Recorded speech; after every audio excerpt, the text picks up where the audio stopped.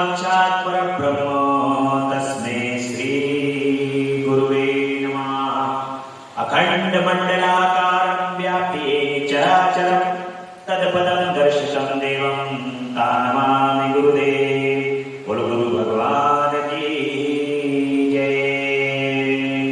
ओम गजाननं भूतगणाधिसेवितं कपित्तजम्बूफलचारुभक्षणम् उमासुतं शोकविनाशकारिणं नमामि विघ्नेश्वरपादपङ्कजम्।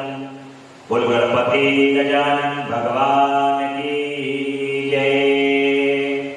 ओम सर्वमंगलमंगले शिवे सर्वार्थसाधिके शरण्ये त्र्यंबके गौरी नारायणी नमस्ते।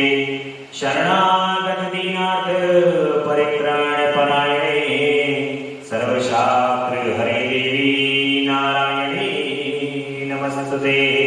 बोल जगदम्बा मैया की जय। अम्बा मैया की जय। कर्पूर गौरम करुणावतारम संसारसारं भुजगेन्द्रहारं सदा वसन्तं हृदयारविन्दे भवं भवानी सहितं नमामि। ओम नमः शिवाय। ओम नमः शिवाय। ओम नमः शिवाय।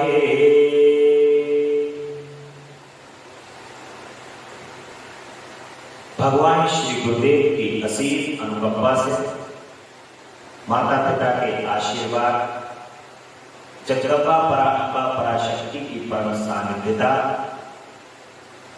भोलेनाथ का परम कृपा का आशीर्वाद, आप सभी भक्तों के भाग्य के कारण भगवान की अमृतमयी कथा का आज नवम दिवस। पूर्व में विंध्येश्वर संहिता में भगवान की कथा, पार्थिव पूजन, भगवान के रुद्राक्ष की महिमा, त्रिपुंड की महिमा और भगवान के पूजन की किस प्रकार से, भक्ति का किस प्रकार से वर्णन किया गया है, हमने विंध्येश्वर संहिता का अध्ययन किया। आज की कथा में रुद्र संहिता के प्रथम खंड में, जिसमें सृष्टि का खंड आएगा, इस सृष्टि के खंड में आज आपको बड़ी ही अमृत और मनोहर कथा भगवान की है कि भगवान किस प्रकार से अपने भक्तों को मांझने का काम करते हैं, कैसे वो परीक्षा लेते हैं और परीक्षा लेकर के अपने भक्तों को कैसे वो मांझ देते हैं, सुंदर बनाते हैं, परीक्षाओं को लेकर के कैसे सुंदर बनाते हैं। तो बड़े प्रेम से भगवान की एक कथा को सुनना है और अपने हृदय में भगवान की कथा को धारण करना है। हे प्रभु, कितना भी बड़ा कार्य यदि आप करा दो तो हृदय में कभी भी अभिमान की उत्पत्ति मत करना, क्योंकि अभिमान की जब उत्पत्ति हो जाती है तो मनुष्य भगवान से बहुत दूर चला जाता है और भगवान के लिए जो प्रिय होता है, भगवान उसके अभिमान का भक्षण करते हैं। और अभिमान का भक्षण करने के लिए प्रभु तुरंत परीक्षा और तुरंत एक ऐसी नाट्य का, अभिनय का उदय कर देते हैं जिससे वो अहंकार दूर हो जाए। परंतु जो भगवान के भक्त होते हैं, भगवान उनको कोई नुकसान नहीं पहुंचाते, बस केवल अभिमान को दूर करके फिर से उनको निर्मल कर देते हैं। इसलिए कभी भी जीवन के अंदर परीक्षाएं आए तो समझ लीजिएगा कि भगवान ने यहाँ पर किसी प्रकार का कोई अभिमान उत्पन्न हुआ है, वो अभिमान को दूर करने के लिए ये परीक्षा है। कार्य तो वो सिद्ध होगा, परंतु वो कार्य भगवान ऐसी लीला करेंगे, ऐसी लीला करेंगे कि वो कार्य जो है वो अभिमान का जब नाश हो जाएगा तभी वो कार्य सिद्ध होगा। ऐसी लीला करते हैं। आज बड़े प्रेम से भगवान का यहाँ पर बखान करेंगे।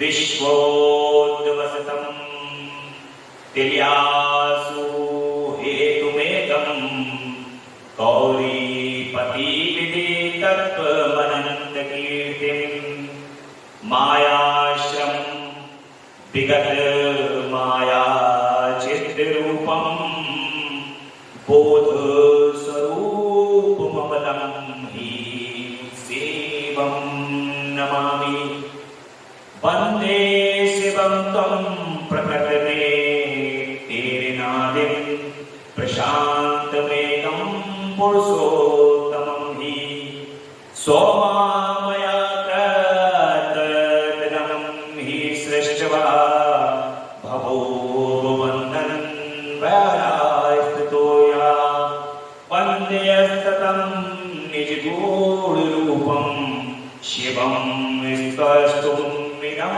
विचष्टे जगन्ति नित्यं परितो भ्रमन्ति यस्सन्निधो चुम्बकलोहतवत्तम्। बोले शंकर भगवान की जय। अब व्यास जी महाराज कहते हैं कि जगत के पिता भगवान शिव जगत माता कल्याणमयी पार्वती और उनके पुत्र गणेश जी को नमस्कार करके हम इस पुराण का वर्णन करें। एक समय की बात है कि नैमिषारण्य में निवास करने वाले शौनक आदि सभी मुनियों ने उत्तम भक्ति भाव के साथ सूत जी से पूछा कि महाभाग सूत जी, विद्येश्वर संहिता जो साध्य साधन खंड नाम वाली शुभ एवं उत्तम कथा है उसे हम लोगों ने सुन लिया। उसका अभिमान बहुत ही रमणीय है तथा वह शिव भक्तों पर भगवान शिव का वात्सल्य स्नेह प्रकट करने वाली है। विद्वान, अब आप भगवान शिव के परम उत्तम स्वरूप का वर्णन कीजिए, साथ ही शिव और माता पार्वती के दिव्य चरित्र का पूर्ण रूप से श्रवण कराइए। हम पूछते हैं कि निर्गुण महेश्वर लोक में सगुण रूप कैसे धारण करते, जो भगवान निराकार रूप में है वो भगवान भक्तों के लिए प्रसन्नता देने को, आनंद देने को, वात्सल्य देने को, प्रेम देने को किस प्रकार से सगुण रूप को धारण कर लेते हैं। अब आप हमें भी बताइए। हे प्रभु, हम सब लोग विचार करने पर भी शिव के तत्व को नहीं समझ पाते।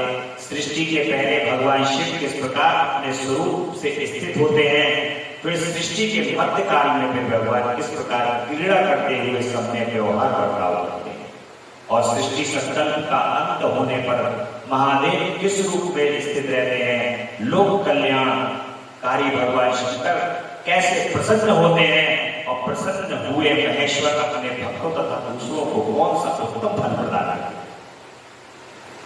ये सब हमसे कहिए। हमने सुना है कि भगवान शिव शीघ्र प्रसन्न हो जाते हैं, वे महान दयालु हैं, इसलिए अपने भक्तों का कष्ट नहीं ले सकते। ब्रह्मा, विष्णु और महेश ये तीनों देवता शिव के ही अंग से उत्पन्न हुए हैं। उनके प्राकट्य की कथा और उनके विशेष चरित्रों का वर्णन कीजिए। आप उमा के आविर्भाव और विवाह की भी कथा सुनाइए, विशेषता उनके गृहस्थ धर्म और अन्य लीलाओं का भी वर्णन कीजिए। निष्पाप सूत जी, आपको ये सब तथा दूसरी बातें भी अवश्य कहनी चाहिए कि मुनीश्वरों, आप लोगों ने बड़ी उत्तम बात पूछी है। सूत जी कहते हैं कि भगवान सदा सिद्धि कथा में आप लोगों की जो आंतरिक निष्ठा हुई है उसके लिए आप धन्यवाद के पात्र हैं। हे ब्राह्मणों, भगवान शंकर का गुणानुवाद सात्विक, राजस और तामस ये तीनों ही प्राकृतिक मनुष्य को सदा आनंद देता है। गुण वाली संसार रूपी रोग की दूर करने की भगवान शिव की एक कथा है, और जो इस कथा को सुनता है उसके सभी प्रकार के पाप नष्ट होते हैं, शरीर के रोगों का नाश होता है, आयु में वृद्धि होती है, सुख समृद्धि और यश कीर्ति मान सम्मान में वृद्धि होती है। इस प्रकार से भगवान की एक कथा है, और आप लोगों के प्रश्न के अनुसार मैं यथा बुद्धि प्रयत्न करूंगा कि शिव लीला का वर्णन करता हूं। आप आदर पूर्वक इस भगवान की कथा को सुनिए। शिव लीला का वर्णन इस प्रकार है कि देवर्षि नारद ने शिवरूपी भगवान विष्णु से प्रेरित होकर अपने पिता ब्रह्मा जी से पूछते हैं कि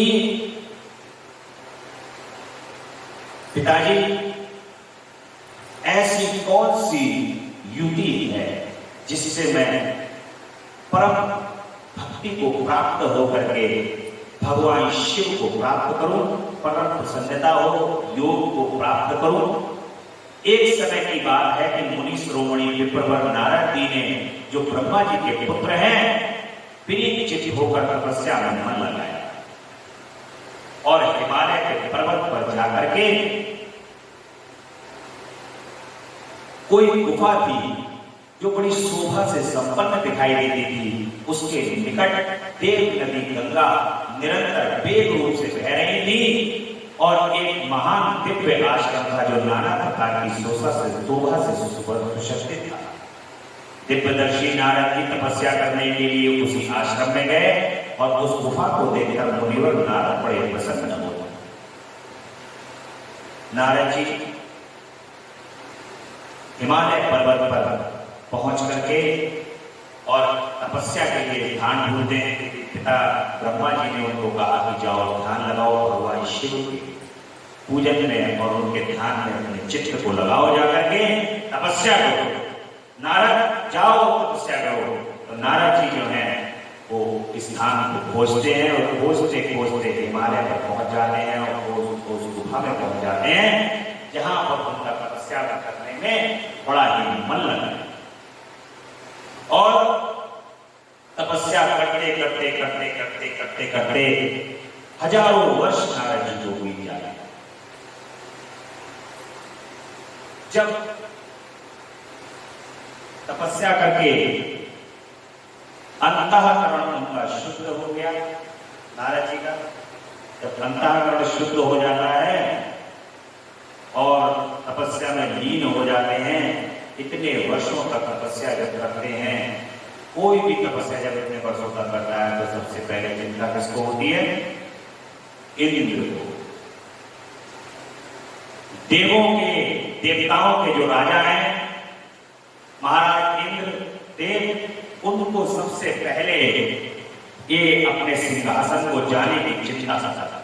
वो देख रहे हैं कि नारद जी घोर तपस्या कर रहे हैं कि ऐसा तो नहीं है कि देव ऋषि के ही मेरे सिंहासन को पाने के लिए तपस्या कर रहे हैं। बड़ी चिंता हो जाती है। पूरी रात्रि इंद्रदेव सो नहीं पाते हैं और फिर एक युक्ति सोचते हैं कि क्यों ना इन नारद जी की तपस्या को बीच में भंग कर दे। देव ऋषि की तपस्या को बीच में भंग करने की युक्ति सोचने लगते हैं।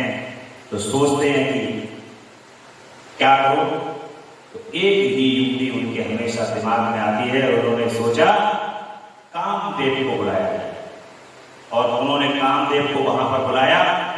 बुलाने के बाद नारद जी के पास कहा कि इस तरीके से देव ऋषि नारद जो है वहां पर तपस्या कर रहे हैं और ये तपस्या करने वाला जो स्थान है ये भगवान शिव का स्थान है। इस स्थान पर भगवान शिव करोड़ों वर्षों तक तपस्या में लीन रहे हैं, ध्यान में लीन रहे हैं और इस ध्यान में लीन रहने के कारण पूर्व में कामदेव ने अपने बाण इस स्थान पर चलाकर भगवान शिव को मोहित करने के प्रयास किया था। उस समय पर भगवान शिव ने अपने तपोबल से कामदेव को वहां पर चला करके भस्म कर दिया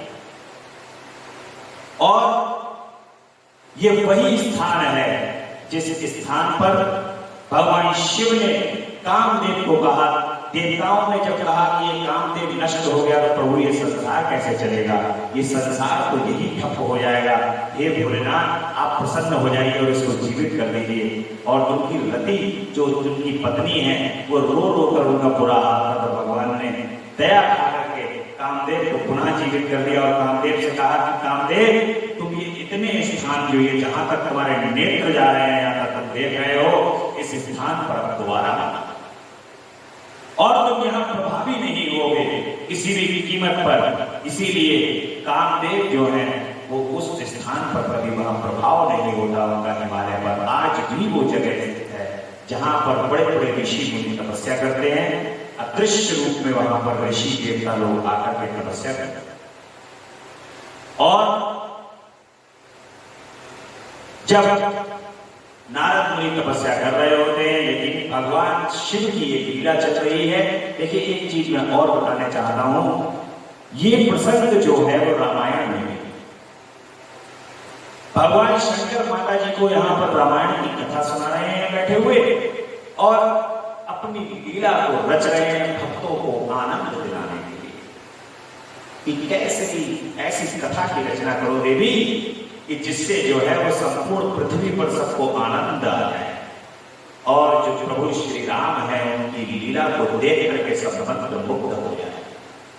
ऐसी लीला की रचना भगवान शिव कर रहे हैं जगदम्बा के साथ, और उसके पहले पात्र के रूप में नारद जी वहां पर रोल अदा कर रहे हैं, और नारद जी को बैठा दिया है भगवान ने अपनी लीला के कारण तपस्या करने में। अब देवराज इंद्र भी विस्मृत हो गई है उनकी बुद्धि कि भगवान शिव का ये वही स्थान है जहां पर कामदेव को भगवान ने भस्म किया था। नारायण तपस्या करते करते करते करते कामदेव वहां पर पहुंच जाते हैं, और अपने तमाम बाणों को वहां पर नारद के ऊपर चलाना प्रारंभ कर देते हैं। नारद जी तपस्या में बैठे हुए हैं, और श्रीमन्नारायण नारायण नारायण श्रीमन्नारायण नारायण नारायण लक्ष्मी नारायण लक्ष्मी नारायण भगवन् नारायण भगवन् नारायण श्रीमन्नारायण नारायण नारायण श्रीमन्नारायण नारायण नारायण लक्ष्मी नारायण भगवन् नारायण लक्ष्मी नारायण भगवन् नारायण श्रीमन्नारायण नारायण नारायण। इस प्रकार ध्यान में बैठे हुए नारद जी भगवान का ध्यान कर रहे हैं, प्रभु का अपने इष्ट का ध्यान, और कामदेव अपना कार्य कर रहा है। परंतु कामदेव जब अपने कार्य को करते करते विफल हो जाता है, तो नारद जी की आंख जो है वो तपस्या से खुल जाती है, और वो देखते हैं कि कामदेव यहाँ पर मुझे अपने चक्कर में डालने से बेहतर ये है कि मैं जो हूं वो काम पर विजय को प्राप्त कर लिया। और उसी समय नारद जी को ये बोध होता है कि मेरी तपस्या जो है वो सफल हो गई।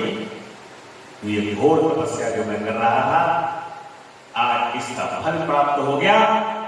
भगवान शिव के बाद आज मैं ही ऐसा ब्रह्म हूं कि जिसने काम पर विजय प्राप्त कर ली, कामदेव पर विजय प्राप्त कर ली। केवल भगवान शिव ही है इस संसार के अंदर, इस तीनों लोकों में, जिन्होंने कामदेव पर विजय प्राप्त की है। और दूसरे नंबर पे मैं हूं जिसने ये घोर तपस्या करके ऐसा कार्य कर दिखाया है। अब नारद जी जो है फूले नहीं समा रहे हैं, और तुरंत वहां से अपने आप को ब्रह्म घोषित करके वहां से चल दिए। और चलते चलते उन्होंने कहा कि सबसे पहले मैं ये समाचार किसको सुनाऊं। सबसे पहले इस समाचार को सुनाने के लिए नारद जी आ जाते हैं ब्रह्मा जी के, अपने पिता के पास, और अपने पिता से कहते हैं कि पिताजी, नहीं, सबसे पहले वो आते हैं भगवान शंकर के पास। तुरंत वो कहते हैं कि जिन्होंने इस घोर तप को करके कामदेव पर विजय प्राप्त की, मैं सेकंड नंबर हूं, दूसरा नंबर पर हूं। सबसे पहले जाकर के भगवान शंकर को बताओ कि प्रभु आप ही नहीं हम भी हैं, आप इस लायक हैं। तो तुरंत कैलाश पर्वत पर जाकर के भगवान शिव से कहते हैं कि भोलेनाथ,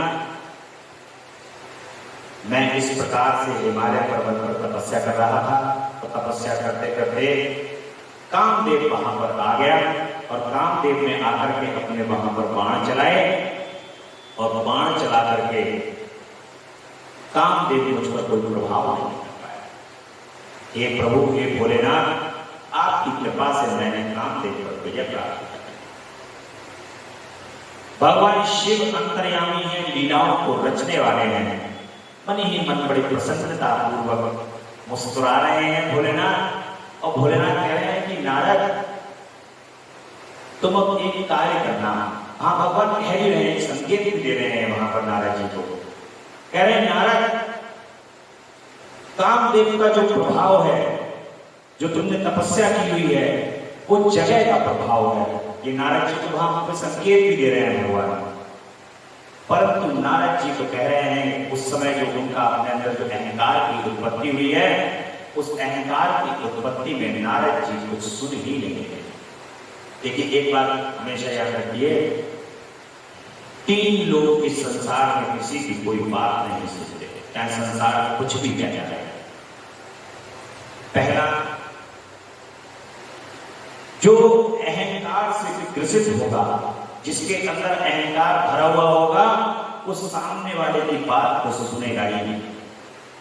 उसको तो केवल वही बात अच्छी लगेगी जो वो अपने मुख से कह रहा है, जो उसको अपने अहंकार के वशीभूत होकर के अच्छा लग रहा है, बस वो केवल वही बात है। दूसरे नंबर पर, जो क्रोध से भरा हुआ होगा, जिसके अंदर क्रोध होगा, वो व्यक्ति भी इस संसार के अंदर दूसरी किसी की बात नहीं सुनता, बस केवल क्रोध के वशीभूत होकर के वो केवल क्रोध भरी बातें ही करेगा।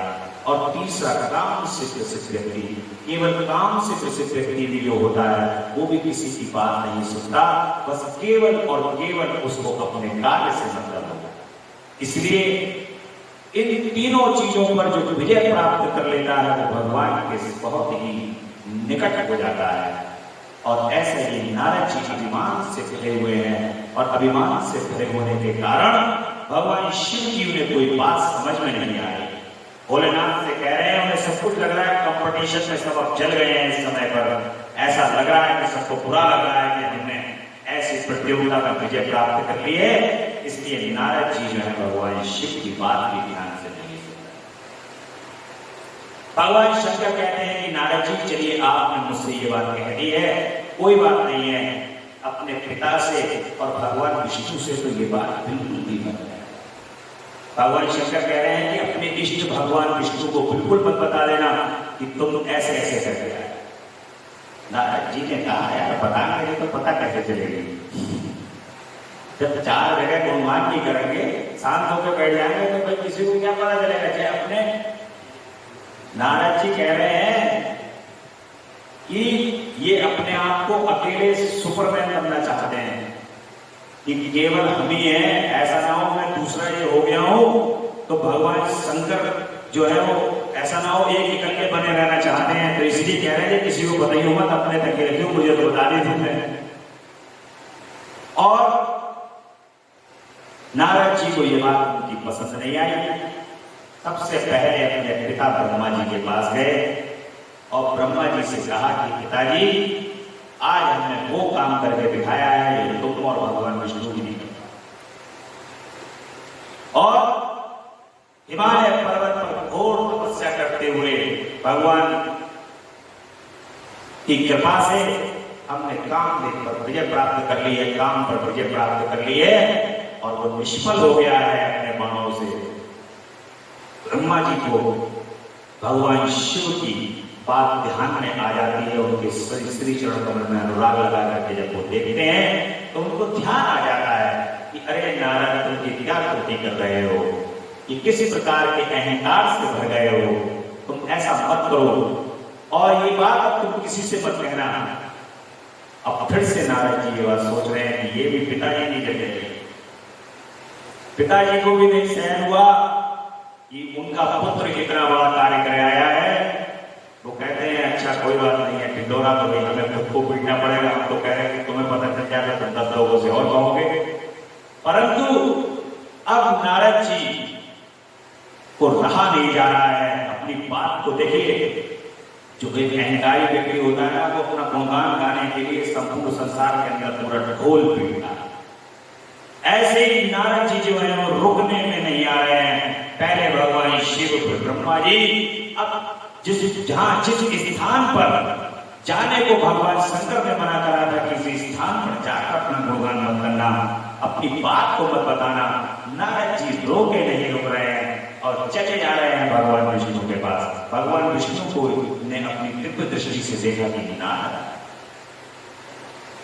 जैसे ही भगवान विष्णु ने देखा कि नारद आ रहे हैं, भगवान विष्णु ने अपना सिंहासन छोड़ दिया। और अब चूंकि यहाँ पर लीला देखिए उत्पन्न होने जा रही है, भगवान यहाँ पर एक लीला करने जा रहे हैं, वो है नारद के अभिमान की को नष्ट करने की। इस प्रकार से उनका भक्त जो है वो अभिमान में ग्रसित हो गया है। अब उनके भक्त के अभिमान को किस प्रकार से कम करना। भगवान विष्णु तुरंत गद्दी छोड़ करके नीचे आ जाते हैं, प्रणाम करते हैं, कहते हैं हे विप्रवर, हे मुनि शिरोमणि नारद जी, आपके श्री चरण कमल में हमारा कोटि कोटि प्रणाम है और आप जो कार्य करके आए हैं वो तो वाकई में प्रशंसनीय है। अब नारद जी वहां पर कहना प्रारंभ कर देते हैं, प्रभु उस जगह पर मैंने इतनी घोर तपस्या की और उस घोर तपस्या के कारण भगवान शिव के अलावा एक मैं ही दूसरा व्यक्ति ऐसा हूं जिसने कामदेव पर प्रिय प्राप्त।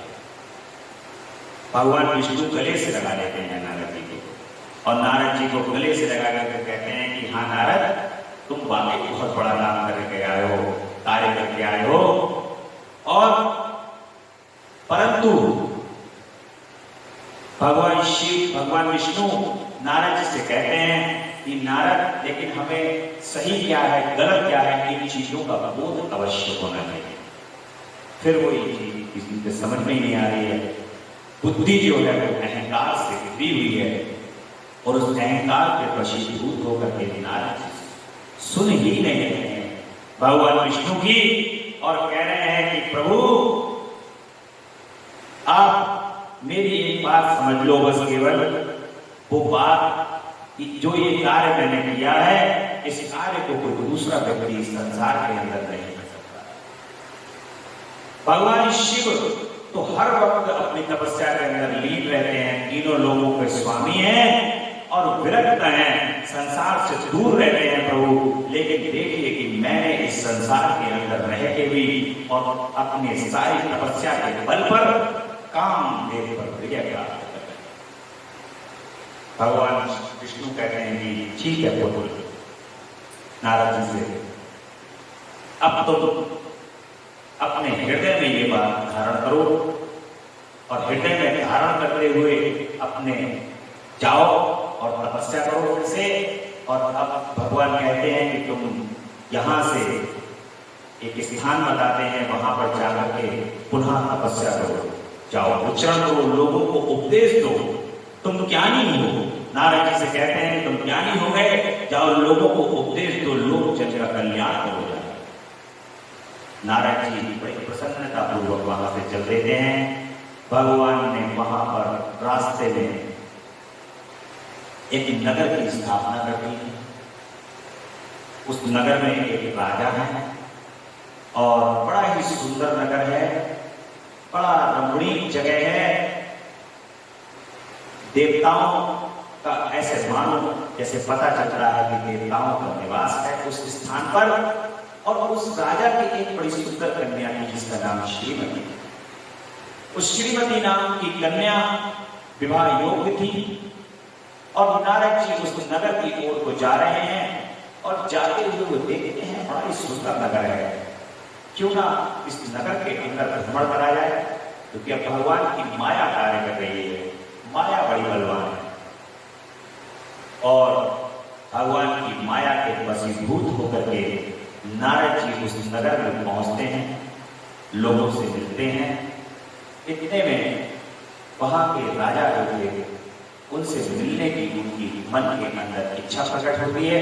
वहां राजा के दरबार में जब मुनिवर पहुंच जाते हैं तो राजा बड़े सत्कार से बहुत उनका सत्कार नमस्कार करते हैं, उनके चरणारविंदों को धुला करके अपने सिंहासन पर बैठा करके नारद मुनि से कहते हैं कि हमारे अहोभाग्य मुनिवर, जो आप हमारे राज्य में पधारे हैं, और आपको मैं एक यहाँ पर प्रार्थना करना चाहता हूँ कि जैसा मैंने सुना है कि आप प्रभु बहुत अच्छे ज्योतिषी,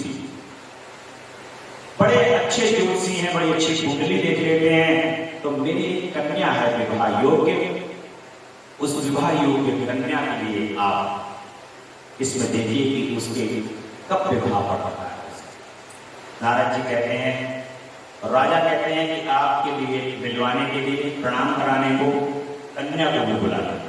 इतनी सुंदर कन्या है, क्योंकि वो साक्षात लक्ष्मी है, और भगवान विष्णु जी से और लक्ष्मी जी से सुंदर के संसार के अंदर और कोई जोड़ी नहीं है। बड़ी अच्छी सुंदर जोड़ी है। लक्ष्मी जी जो हैं श्रीमती का स्वरूप रख करके वहां पर आ जाती हैं। नारद जी जैसे देखते हैं उनको, नारद जी जो हैं, जो नारद जी कामदेव पर विजय प्राप्त करके आए हैं, वहां श्रीमती को देख करके मंत्रमुग्ध हो जाए और कुंडली देखते हैं बड़े ध्यान से, और कुंडली देख करके कहते हैं कि राजन, बड़ा ही सुयोग्य वर प्राप्त होगा और तीनों लोगों पर विजय प्राप्त करने वाला आपका वर होगा। इस प्रकार से नारद जी कह करके कहते हैं कि कल मैं पुनः आऊंगा। जब वो पुनः नारद जी कुंडली लेके आते हैं तो बड़ी बेचैन रहते हैं, बड़ी बेहल हो उठते हैं, और अगले दिन जब वो राजा के राज्य में पहुंचते हैं तो कहते हैं कि प्रभु, एक मुनिवरों में श्रेष्ठ, मुनियों में श्रेष्ठ वर कन्या को प्राप्त होगा, बड़ा ही सुंदर और सुयोग्य वर आपको प्राप्त होगा। इसके स्वयंवर की रचना की। श्रीमती कन्या जो है वो कहती है कि स्वयंवर के द्वारा ही जो सुयोग्य वर होगा मैं उसके गले में वरमाला डालूंगी। स्वयंवर की रचना की जाती है। चारों तरफ राजाओं को ढिंढोरा पिटवा करके बता दिया जाता है कि श्रीमती का विवाह होने वाला है, और जिन राजाओं को विवाह के अंदर भाग लेना हो वो स्वयंवर के अंदर भाग ले। नारद जी ने सोचा, यार इस समय पर मेरा समय है और मैं स्वयंवर में भाग लूं, परंतु कन्या बहुत सुंदर है, और यदि मेरा भी चेहरा जो है वो संसार के अंदर सबसे सुंदर होगा तो ये कन्या जो है वो मेरे गले में वरमाला डाल सकती है। प्रसन्नता पूर्वक कहते हैं कि संसार में सबसे, नारद मुनि को ये पता है कि संसार में सबसे सुंदर जो है वो भगवान विष्णु है। भगवान विष्णु के पास नारद जी पहुंच जाते हैं और भगवान विष्णु से कहते हैं कि प्रभु, ऐसे ऐसे करके एक राजा है, उसकी पुत्री है, उसके विवाह होने वाला है, मैं सोच रहा हूं कि मैं भी विवाह के बंधन में बन जाऊं, और मेरा विवाह यदि उससे हो जाए तो मेरा अपना गृहस्थ जीवन सफल हो जाए। तो ऐसा करिए प्रभु, अपना जो ये चेहरा है आपका, ये सुंदरता मुझे दे दीजिए। ये सुंदरता अगर मुझे प्राप्त हो जाएगी, क्योंकि आपके बराबर तीनों लोगों में कोई सुंदर नहीं। शांताकारं भुजगशयनं पद्मनाभं सुरेश्वरं। हे प्रभु, आप सबसे सुंदर हैं, और आप ये अपना स्वरूप मुझे प्रदान करें। भगवान कहते हैं, बड़े शांत भाव से भगवान खड़े हुए हैं और कह रहे हैं कि नारद, असली परीक्षा की घड़ी जो है वो इस समय है। भगवान कहते हैं कि ठीक है, मेरा ये जो रूप है वो तुम्हें प्राप्त होगा। ऐसा कह करके भगवान वहां से उनका ध्यान हो जाते हैं, और भगवान ने अपने जो शरीर है वो भगवान विष्णु ने अपने समान कर दिया है, और जो उनका चेहरा है वो कपि के समान हो गया है, बानर के समान। भगवान विष्णु ने ये स्वरूप नारद जी को प्रदान किया है ताकि उनको अपने अहंकार का यहाँ पर नाश हो।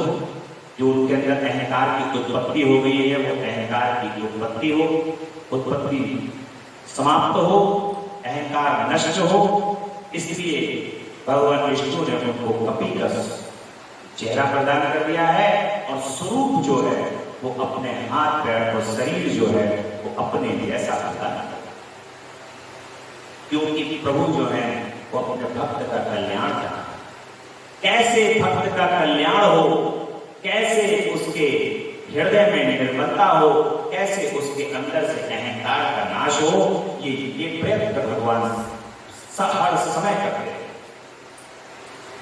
नारद जी ऐसा ही स्वरूप लेकर के, क्योंकि उनको तो पता ही नहीं है कि मेरा जो चेहरा है वो कपि के समान कर दिया है भगवान ने, और शरीर अपने समान रखा हुआ है।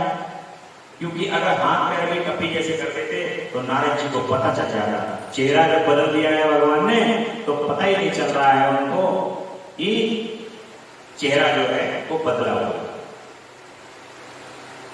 अब नारद जी जो है वो आ जाते हैं स्वयंवर की सभा में।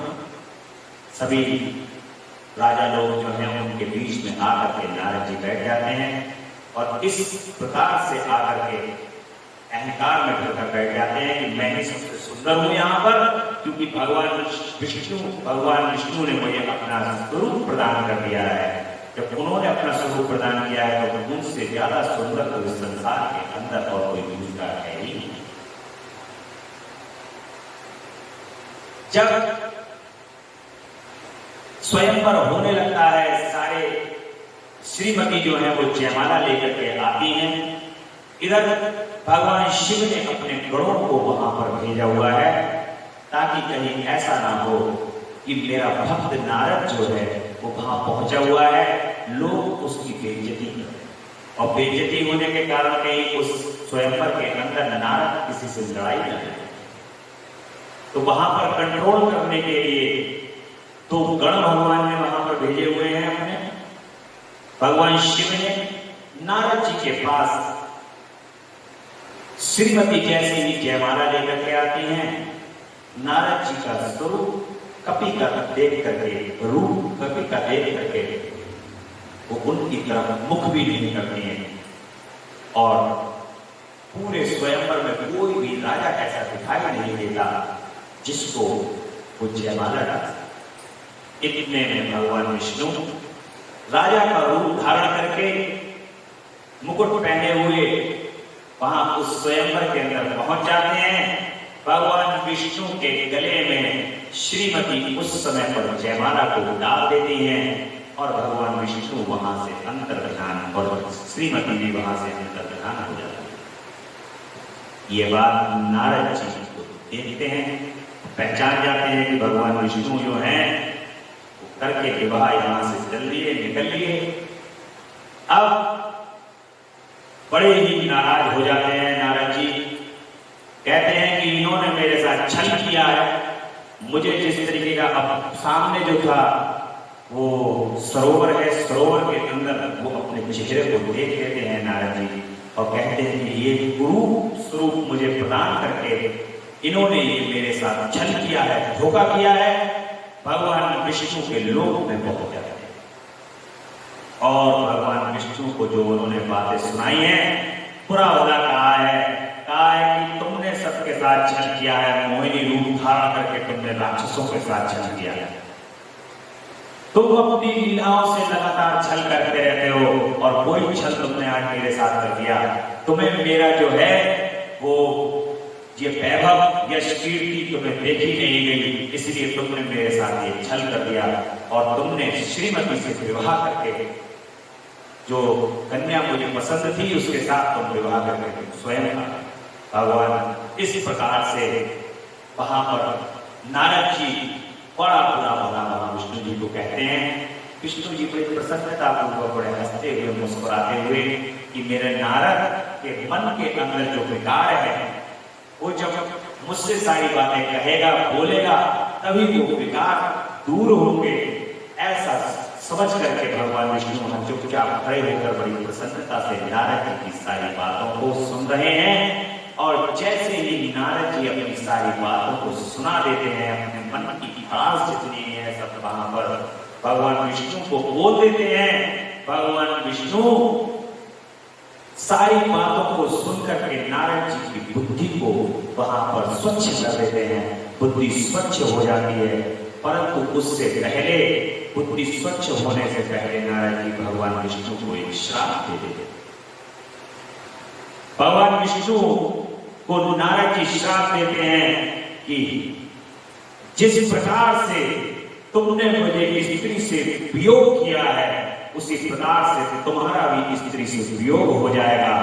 और जो स्वरूप तुमने मुझे कपि का प्रदान किया है, उन्हीं कपि की सहायता से तुम अपनी स्त्री को ढूंढोगे और बनो बनो भटकोगे।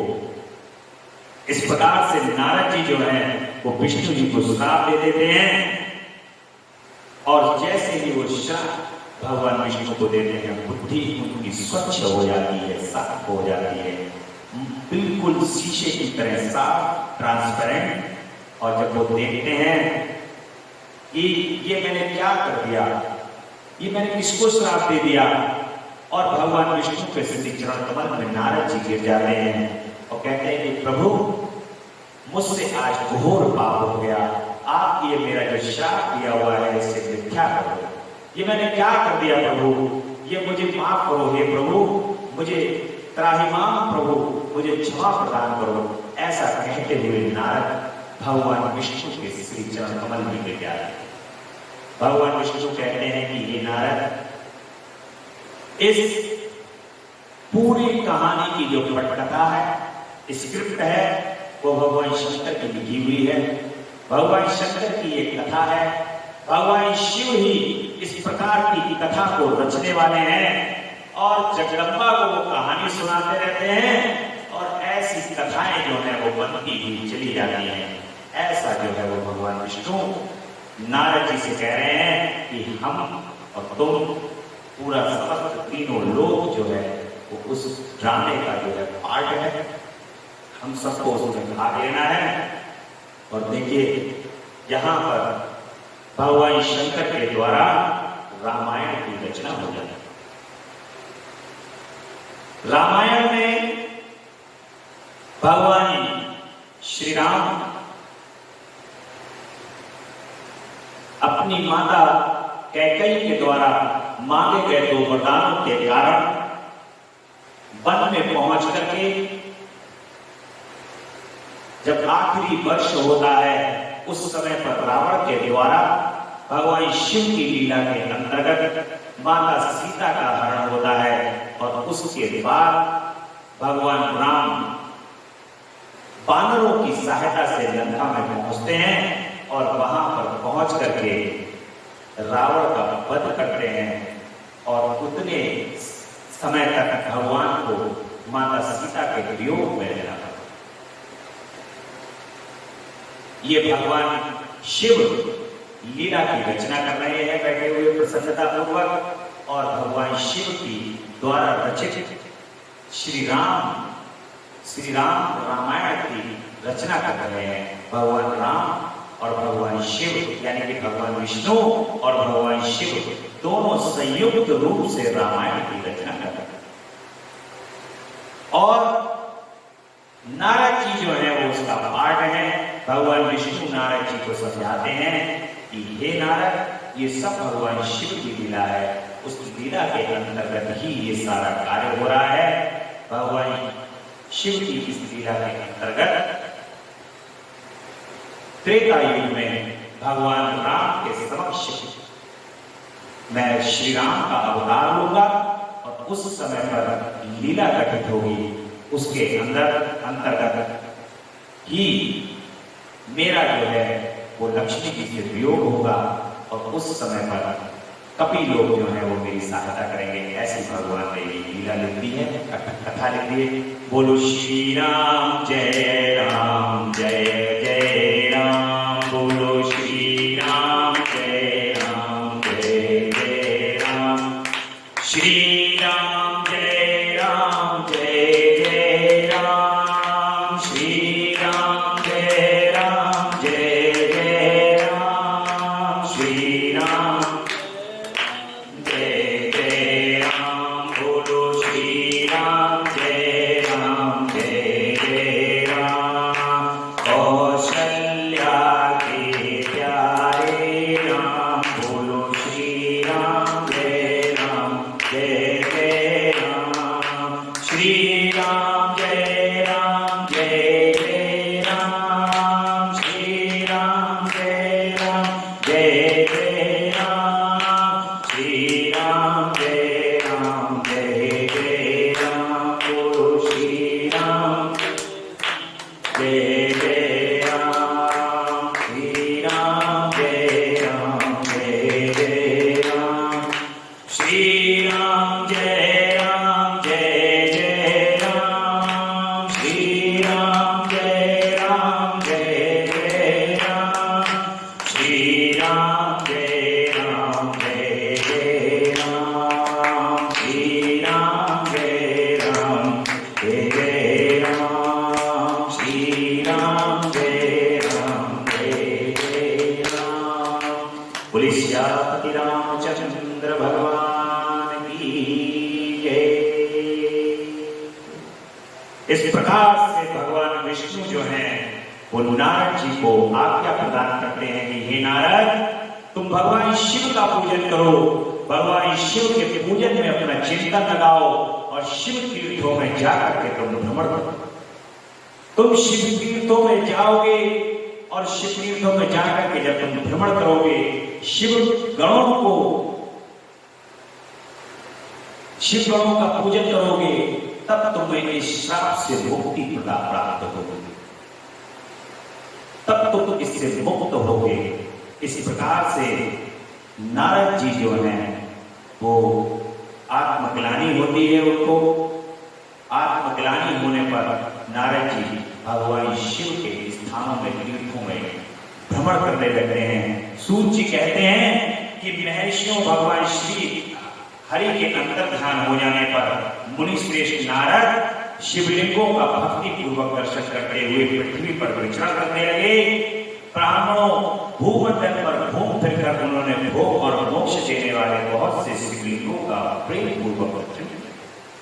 दिव्यदर्शी नारद जी भूतल के तीर्थों में विचर रहे हैं और इस समय उनका चित्त शुद्ध है, ये जान करके दोनों शिवगण उनके पास गए और उनके दिए हुए श्राप से उद्धार की इच्छा रखकर वहां गए।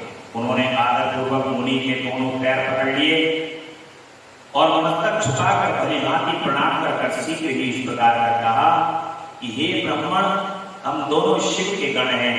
मुनि, हमने ही आपका अपराध किया है और राजकुमारी श्रीमती के स्वयंवर में आपका चित्त माया से मोहित हो रहा था। उस समय परमेश्वर की प्रेरणा से आपने हम दोनों को श्राप दे दिया था और वहां कुसमय जानकर हमने चुप रह जाना ही अपने जीवन रक्षा का उपाय समझा। इसमें किसी का दोष नहीं है, हमें अपने कर्म का ही फल प्राप्त हुआ है। प्रभु, अब आप प्रसन्न होइए और हम दोनों का अनुग्रह कीजिए। नारद जी ने कहा कि आप दोनों महादेव के गण हैं और सत्पुरुषों के लिए परम सम्माननीय हैं, अतः मेरे मोह रहित एवं सुखदायक यथार्थ वचन को सुनिए।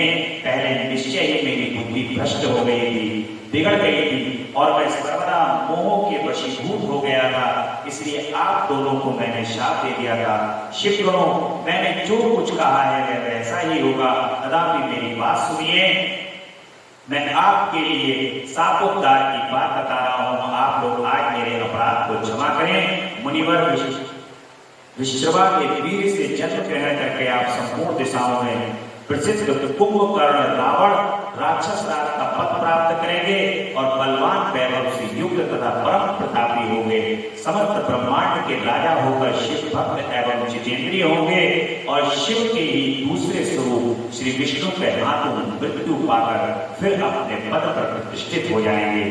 इस प्रकार से नारद जी उन दोनों को श्राप से उबार देते हैं, क्योंकि यहाँ पर रामायण की रचना हो रही है और नारद जी के श्राप से कुंभकर्ण और रावण की जो उत्पत्ति होती है, विश्रवा ऋषि की संतान है रावण और कुंभकर्ण दोनों। हे सूत जी कहते हैं कि महर्षियों, महात्मा नारद मुनि की यह बात सुनकर के वह दोनों शिवगण प्रसन्न हो गए और सानंद अपने स्थान को लौट गए। श्री नारद जी भी अत्यंत अचंभित हो अनन्य भाव से भगवान शिव का ध्यान तथा शिव कीर्तियों का दर्शन करते हुए बारंबार भूमंडल में विचरण करते। अंत में सबके ऊपर विराजमान शिवप्रिया काशीपुरी में गए, जो शिव स्वरूपणी एवं शिव को सुख देने वाली हैं। काशीपुरी का दर्शन करके नारद जी कृतार्थ हो गए। उन्होंने भगवान काशीनाथ का दर्शन किया और परम प्रेम एवं परमानंद से युक्त हो उनकी पूजा की। काशी का सानंद सेवन करने से वे मुनि श्रेष्ठ कृतार्थता का अनुभव करने लगे और प्रेम से विहल हो उनका मन वर्णन तथा स्मरण करते हुए ब्रह्म लोक हो गए। निरंतर शिव का स्मरण करने से उनकी बुद्धि शुद्ध हो गई थी। वहां पहुंचकर शिव तत्व का विशेष रूप से ज्ञान प्राप्त करने की इच्छा से नारद जी ने ब्रह्मा प्रभु जी को भक्ति पूर्वक नमस्कार किया और नाना प्रकार के स्तोत्रों द्वारा उनकी स्तुति की। इस प्रकार से अपने पुत्र नारद की ये बात सुनकर लोक पितामह ब्रह्मा वहां इस प्रकार से कहते हैं कि महाप्रलय काल में केवल सत ब्रह्म की सत्ता का प्रतिपादन होता है। ब्रह्मा जी कहते हैं कि देव श्रोमणी, तुम सदा समस्त जगत के उपकारों में भी लगे रहते हो। तुमने लोगों के हित की कामनाएं से ये उत्तम बात पूछी है, इसे सुनने से संपूर्ण लोगों के समस्त पापों पर क्षय हो। उस अनामय शिव तत्व का मैं तुमसे वर्णन करता हूँ। शिव तत्व का स्वरूप बड़ा ही उत्कृष्ट और अद्भुत है। जिस समय समस्त चराचर जगत नष्ट हो गया था, सर्वत्र केवल अंधकार ही अंधकार था। न सूर्य दिखाई देते थे, न चंद्रमा दिखाई देते। अनन्य ग्रहों और नक्षत्रों का भी पता नहीं था। न दिन होता था, न रात होती थी। अग्नि नहीं थी, पृथ्वी, वायु और जल की भी सत्ता नहीं थी।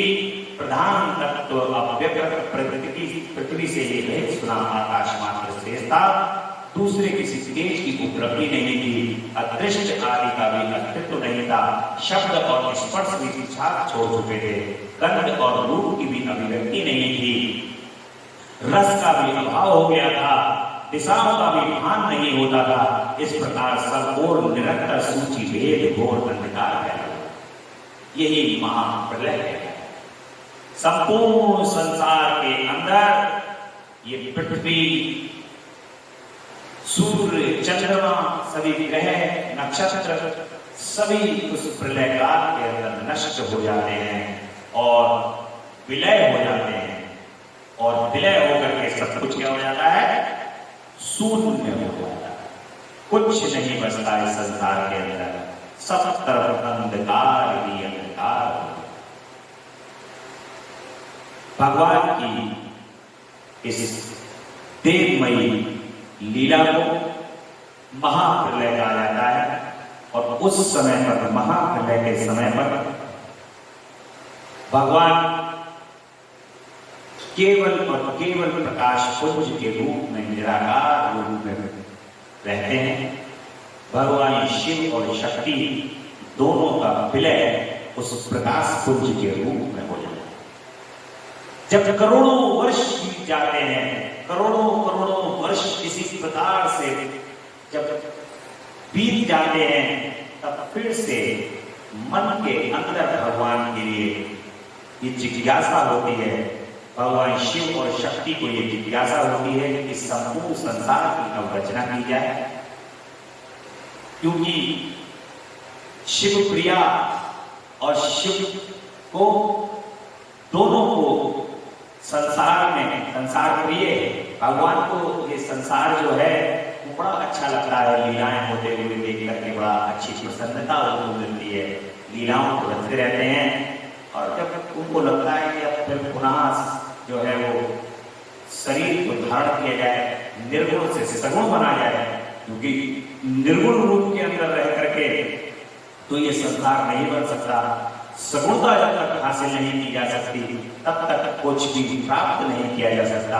अप्राप्त है तो निर्गुण से सगुण रूप में वो भगवान धारण कर लेते हैं और एक तरफ शक्ति बन जाते हैं, एक तरफ शिव बन जाते हैं और शिव और शक्ति दोनों मिलकर के एक अपने दाएं अंग से यानी कि मां से, जगदम्बा से माता लक्ष्मी, महाकाली, महालक्ष्मी, महासरस्वती की उत्पत्ति होती है और भगवान शिव से ब्रह्मा, विष्णु और महेश ये तीनों तत्व निकलते हैं। ये तीनों तत्व, तीनों देवियां संपूर्ण संसार का निर्माण करते हैं और इस महाप्रलय के बाद ही पूरे संपूर्ण संसार की उत्पत्ति करते हैं और इन तीनों महाकाली, महालक्ष्मी, महासरस्वती से ब्रह्मा, विष्णु, महेश से संपूर्ण जगत की रचना होती है। संपूर्ण ग्रह, नक्षत्र, राशियां, संपूर्ण संसार में प्रकृति का सच्चा स्वरूप आप देख रहे हो। ये तीनों ही जो जगदम्बा, परांबा, पराशक्ति और महादेव के से अंश से जो भी उत्पन्न होता है वो सब कुछ इन्हीं के अंश से इस संसार के अंदर उत्पन्न होता है और सृष्टि की रचना हो जाती है। महाप्रलय काल में भगवान ब्रह्मा जी नारद जी को बता रहे हैं कि उस समय पर कुछ नहीं रहता, सब कुछ नष्ट हो जाता है, हम भी सब विलय हो जाते हैं, कुछ नहीं बचता। इस प्रकार से नारद जी को बता रहे हैं। तो ब्रह्मा जी आज की कथा में हम आज की कथा यहीं तक सुनेंगे और कल की रुद्र संहिता के अंतर्गत ही किस प्रकार से भगवान सृष्टि की प्रकट करते हैं, सृष्टि का किस तरीके से निर्माण करते हैं और भगवान ब्रह्मा जी को और विष्णु जी की उत्पत्ति कैसे होती है, ये हम कल की कथा में सुनेंगे। और आनंद पूर्वक कथा को सुनते हुए बाद में ब्रह्मा विष्णु जी के चित्त के शब्द में शरीर का किस तरीके से वर्णन किया गया है और भगवान शिव का जगदम्बा के साथ किस प्रकार से प्राकट्य हुआ है, उमा के साथ किस प्रकार से भगवान शिव का प्राकट्य हुआ है, ये कल की कथा में सुनेंगे। बड़ी सुंदर कथा आने वाली है जो बड़ी प्रेम और प्रिय है, आनंद को देने वाली है। वो कथा है माता सती की। सती खंड प्रारंभ होगा और भगवान शिव की कथा है। माता सती और भगवान शिव की कथा भी रामायण के अंतर्गत दी आती है। उस भगवान शिव का माता सती के साथ जितने दिन का संयोग है वो रामायण काल तक है और वो भी बड़ी आनंद को प्रदान करने वाली कथा है।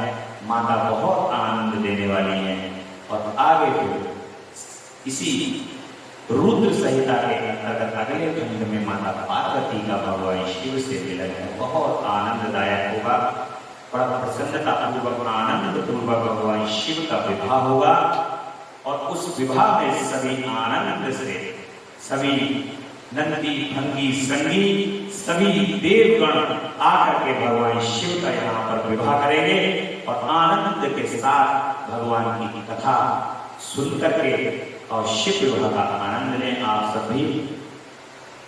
तो आपको 2 दिन पहले बता दिया जाएगा कि भगवान शिव का विवाह किस दिन होगा, सूचित कर दिया जाएगा। उस विवाह के अंदर बड़े आनंद से भगवान शिव के विवाह का परम आनंद प्राप्त करें और जीवन में आनंद और खुशियां आए। इन्हीं शब्दों के साथ आज की कथा यही विश्राम लेगी।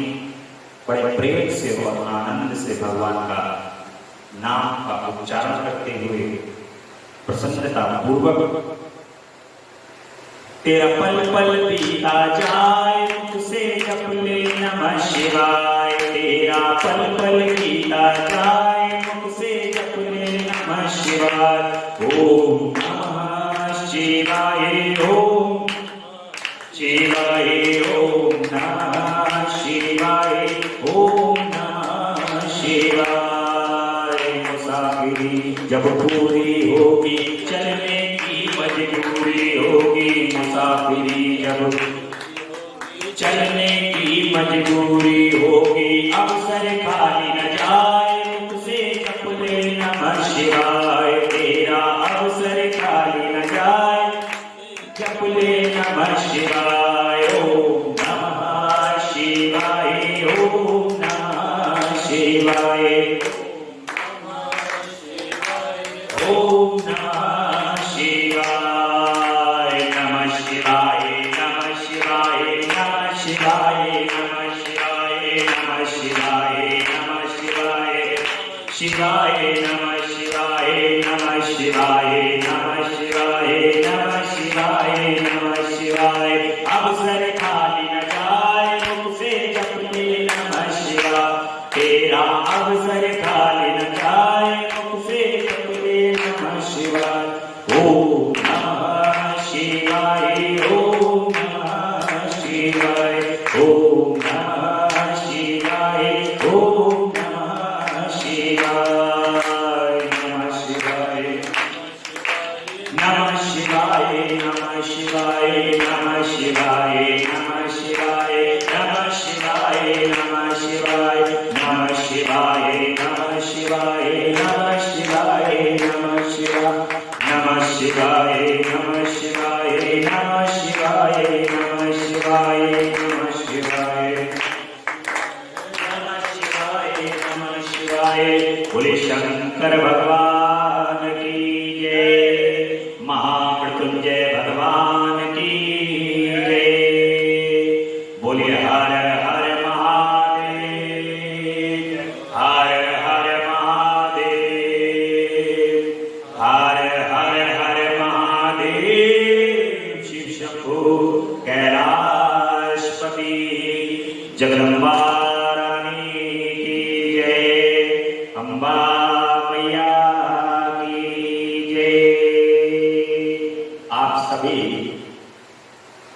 भक्तों से अनुरोध है कि ये कथा प्रतिदिन सुने, भगवान की अमृतमयी कथा प्रतिदिन सुने, नित्य सुनेंगे, नित्य आपके जीवन में परिवर्तन हो। यदि एक क्षण, एक पल को भी यदि आप भगवान के नाम की कथा के स्मरण को सुन लेते हैं, देखिए इस कथा के अंदर ही कहा गया है कि ये कथा साक्षात भगवान शिव ने सुनाई है, भगवान शिव के मुख से निकली हुई कथा है। इसलिए शिव पुराण की कथा को नित्य प्रतिदिन YouTube के माध्यम से भी जो हमारे भक्तगण यहाँ पर नहीं आ पा रहे हैं, मुझे पता है कि लगभग 55 से 60 लोग इस कथा को प्रतिदिन सुन रहे हैं और देख रहे हैं। उनको उतावलापन रहता है कथा को आने के लिए। भगवान की ये कथा आप बड़े आनंद से सुन रहे हैं। शिवम मिश्रा है भक्ति रस पर और पंडित राधारमण वेलफेयर ट्रस्ट के माध्यम से ये कथा आपको लगातार सुनने को मिल रही है। बेल आइकॉन और चैनल को सब्सक्राइब करना ना भूलें ताकि आपको ये प्रतिदिन कथा आप तक पहुंचती रहे। बोले शंकर भगवान